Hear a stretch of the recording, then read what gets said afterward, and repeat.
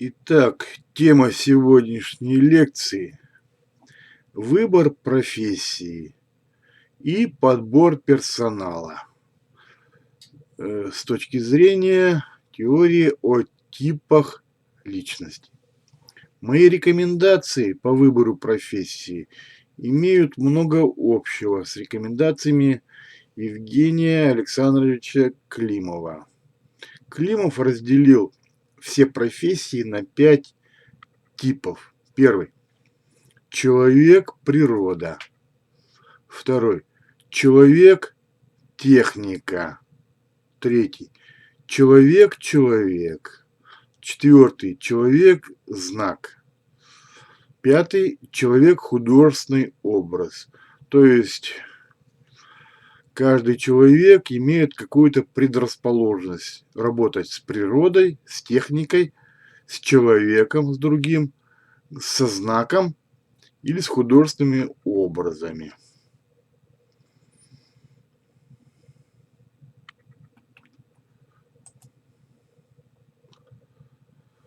По моему мнению, люди имеют разные способности. Это различие является следствием того, что у разных типов личности развиты разные функции головного мозга. У техников это способность к орудийной деятельности, то есть золотые руки. У психологов это интуиция. У теоретиков абстрактно-логическое мышление. У спикеров устная речь развита. В процессе обучения происходит развитие этих функций. Нужно уметь угадать свое призвание. Разные представители одного и того же типа личности проявляют разную степень настойчивости в обучении. Степень успеха обучения зависит от многих обстоятельств. Наличие у студента денег на обучение, квалификации преподавателя и их умение вызвать интерес к своему предмету и так далее. В результате у разных представителей одного и того же типа личности можно получить разную степень развития способностей. Эта разная степень развития способностей может варьироваться от низкого уровня до уровня гениальности. Следующий вопрос. Список рекомендуемых профессий для разных типов личности. Этот список нужно учитывать при выборе профессии и при подборе персонала. Итак, психолог – это прирожденный артист, священник, воспитатель детского сада, учитель младших классов, художник-оформитель, психиатр, дрессировщик, специалист по рекламе, дизайнер, модельер, фотомодель и представитель других творческих профессий. Психолог – это прирожденный работник сферы сексуальных услуг.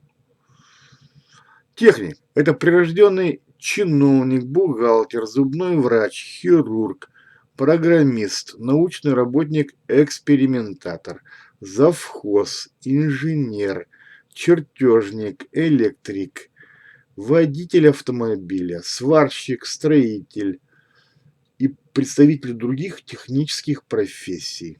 Спикер – это прирожденный руководитель, предприниматель, торговец, армейский или полицейский офицер, политик, конферансье и представители других руководящих и коммерческих профессий.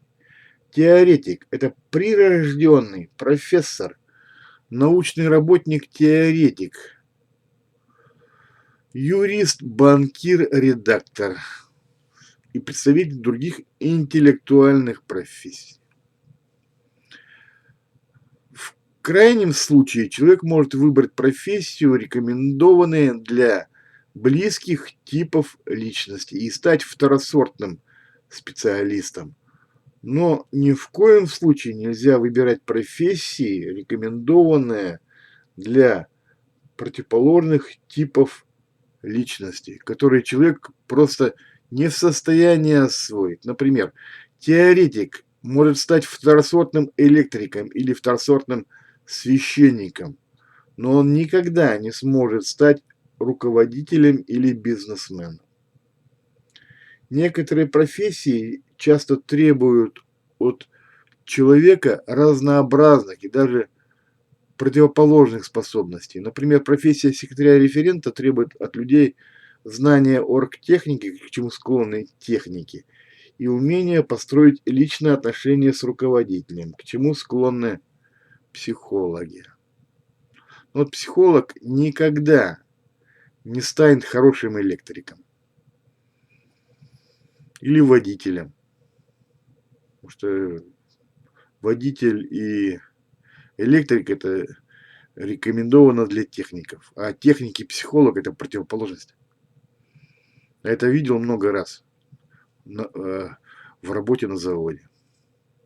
Профессия школьного учителя требует хорошего знания научной литературы, к чему склонны теоретики, наличие лидерских и руководящих способностей при наведении элементарного порядка на уроке, чем обладают спикеры, хорошего владения методическими приемами, чем обладают техники, и способности к индивидуальной воспитательной работе с учащимися, чем обладают психологи. Но обычно учитель выбирает то, что ему ближе. Когда я работал учителем, мне больше всего было интересно писать учебники. Но у меня были большие проблемы, скажем, при наведении порядка. Потому что имею низкие лидерские способности. Ну, вот так вот. А спикер, наоборот, он лидер, и ему подчиняются, но уровень преподавания, научный уровень, очень низкий. Он, кроме учебника, ничего не читал. Вот так. Следующий вопрос. Степень готовности к подчинению у разных типов личностей, которые нужно учитывать при подборе персонала. Кроме способностей к освоению профессии, подчиненным требуется готовность к беспрекословному подчинению руководителю. Типы личности отличаются друг от друга по степени готовности к подчинению. Какой из типов личности наиболее подходит на роль исполнителя? Какие полезные или вредные качества характера проявляет каждый тип личности при исполнении роли подчиненного? Психолог имеет такие полезные качества характера, как способность моментально угадывать все желания руководителя и писать доносы на своих коллег, способность к тонкой лести и интригам. Кстати, именно психологи побеждают всегда в закулисной борьбе, которая идет в любой конторе. Психологи имеют способность установить с руководителем особые отношения, личные отношения, подмазаться. Поэтому психолог лучше других пригоден на роль заместителя у руководителя. Техник любит рутину, дисциплину, постоянное место работы. Поэтому, например, министр иностранных дел техник Молотов за невероятную усидчивость имел прозвище «каменная задница». Спикер имеет такие полезные качества характера, как умение общаться, активность и предприимчивость, способность возглавить одно из подчиненных подразделений. Но эти качества по определению почти не требуются исполнителю. Теоретик является генератором идей и изобретений. Он совершенно не претендует на роль руководителя. Психолог имеет такие отрицательные черты характера, как неумение разбираться в устройстве техники. Вообще не разбирается в технике психолог. Он не умеет делать ремонт. Он не желает следить за чистотой на рабочем месте. Техник в роли подчиненного почти не имеет недостатков. То есть техник самый лучший исполнитель. Так как техник является прирожденным исполнителем. Единственным недостатком техника является неумение наладить контакт с клиентом, например, это качество очень важно в сфере торговли для рядового продавца. То есть покупатели идут обычно к спикеру, а не к технику.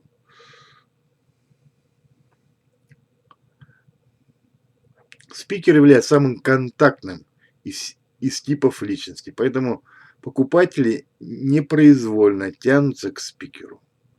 Спикер имеет такое отрицательное черты характера, как чрезмерные амбиции, поэтому спикер опасен для руководителя, так как спикер подчиненный всегда мечтает занять место руководителя. Спикер является неформальным лидером в коллективе и зачинщиком конфликта за власть с формальным лидером.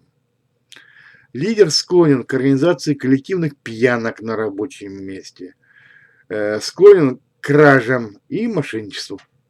Работа спикера часто содержит скрытый брак и недоделки.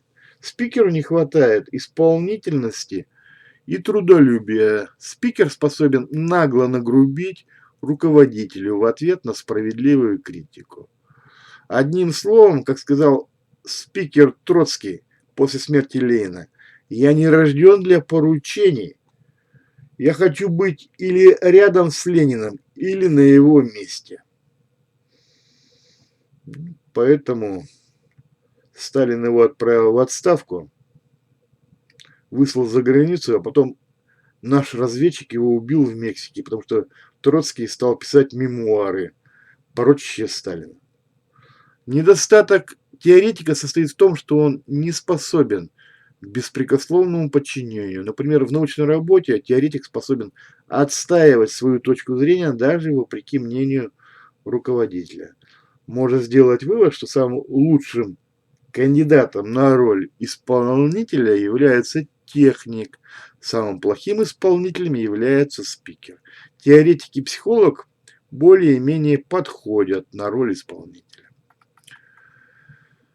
Следующий вопрос. Степень пригодности на роль руководителя и стиль управления коллективом у различных типов личности. Руководителей мы не можем выбирать, а можем только приспосабливаться к стилю их руководства. Каждый тип личности имеет свою степень пригодности на роль руководителя и свой стиль управления коллективом.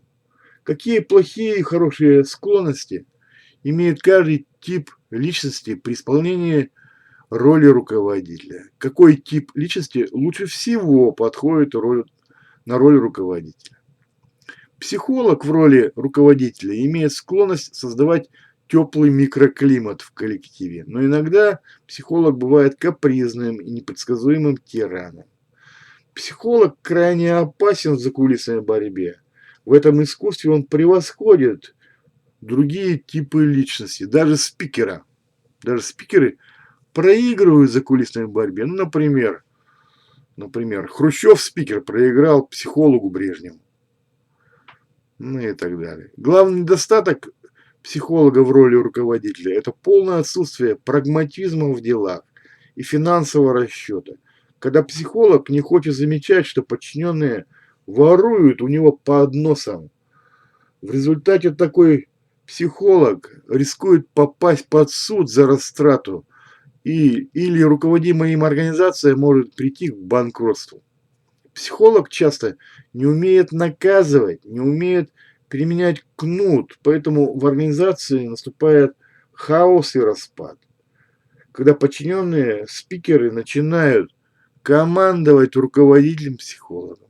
Правление психолога Брежнева привело Россию к падению дисциплины, к расцвету взяточества, пьянства на рабочем месте и всеобщего воровства в экономике. Развалил СССР Брежнев. Техник при исполнении роли руководителя имеет такие склонности, как требовательность к соблюдению приказов и инструкций, умение добиваться идеальной чистоты в учреждении и делать своевременный ремонт, вникать в устройство техники. Например, техник Владимир Путин старается опробовать ее в работе, порулить реактивным самолетом или подводной лодкой. Техник является прирожденным консерватором и не любит рискованных проектов и социальных утопий. Главный недостаток техника в бизнесе – это отсутствие предприимчивости и готовности к риску. Я даже слышал, что в трудные времена Путин работал таксистом. Настоящий техник. Спикер в роли руководителя имеет следующие склонности. Вообще он самый лучший, конечно, руководитель, спикер. Спикер любит хвастать и давать пустые обещания. Например, спикер может солгать и слишком много наобещать при устройстве подчиненного на работу. Или он может наврать своему партнеру по бизнесу. Спикер живет по принципу: долги отдают только трусы. Спикер имеет многочисленные знакомства в вышестоящих инстанциях и повсюду. Это обстоятельство является главным козырем спикера в административной карьере, в подборе персонала, при установлении деловых связей в организации, при организации научных конференций, в организации снабжения и сбыта продукции. В бизнесе спикер склонен к мошенничеству. Он часто имеет знакомства и связи в преступном мире, так как спикер часто очень неразборчив в связях и средствах достижения цели. Спикер способен обманывать партнеров с большой наглостью и без всяких извинений. Подчиненные повинуются спикеру без напряжения и протеста, так как видят в нем прирожденного лидера. Теоретик при исполнении роли руководителя имеет склонность превратить оперативное совещание заместителей в лекцию. Теоретик пытается изображать из себя педагога, вместо того, чтобы давать ясные приказы и делать категоричные замечания в адрес подчиненных по поводу качества исполнения своих приказов. Именно в стиле лекции проводил оперативное совещание мэр Петербурга теоретик Собчак. Это вызвало справедливые насмешки в его адрес со стороны мэра Москвы спикера Лужкова. Теоретик совершенно не интересуется жизнью и биографией своих подчиненных. Теоретик даже не знает их имен, находится не в курсе цен, слухов и характера отношений между окружающими людьми в организации. Вывод состоит в том, что самый лучший руководитель, конечно, это спикер. Руководитель второго сорта – это техник. Руководитель третьего сорта – это психолог. Руководитель четвертого сорта – это теоретик. Одним словом, теоретик – это не начальник. Четвертый сорт. В административной или коммерческой карьере спикер имеет много взлетов и падений. Техник продвигается вверх по административной лестнице медленно и верно. Психолог продвигается вверх за счет большого мастерства в закулисной борьбе. Но, попав из заместителей в руководителей, психолог обнаруживает свою полную несостоятельность, и его ждет полный провал в карьере руководителя, после которого уже невозможно подняться. Примером такого провала служит печальный финал карьеры таких психологов, как Нерон, Калигула, Борис Годунов, Гитлер. Причина такого печального финала состоит в том, что психолог в роли руководителя имеет склонность впадать в две крайности: в попустительский, как у Брежнева, или в тиранические стили управления людьми. Спикер лучше других типов личности подходит на роль бизнесмена, а техник на роль чиновника, завхоза или администратора. Недостатком техника является некомпетентность в вопросах психологии, поэтому техник способен совершать ошибки при подборе кадров. Техник предпочитает выбирать исполнительных подчиненных, а нерадивых увольняет без малейшего сожаления. как будто выбрасывает использованную вещь. В карьере спикера много суматохи и непродуманных на долгую перспективу решений. Спикер имеет склонность к алкоголизму. По этой причине у него может наступить полный крах в карьере. Например, первый президент России, великий реформатор, спикер Борис Ельцин имел такую пагубную привычку к алкоголизму, что иногда приводило к казусам на официальных приемах, когда пьяный Ельцин дирижировал оркестром или не выходил из самолета на встречу официальной делегации. Другой великий реформатор, спикер Петр I, тоже имел эту пагубную привычку. Например, после Полтавской битвы Петр I устроил пир на всю ночь и только утром отправил кавалерию в погоню за отступающими шведами.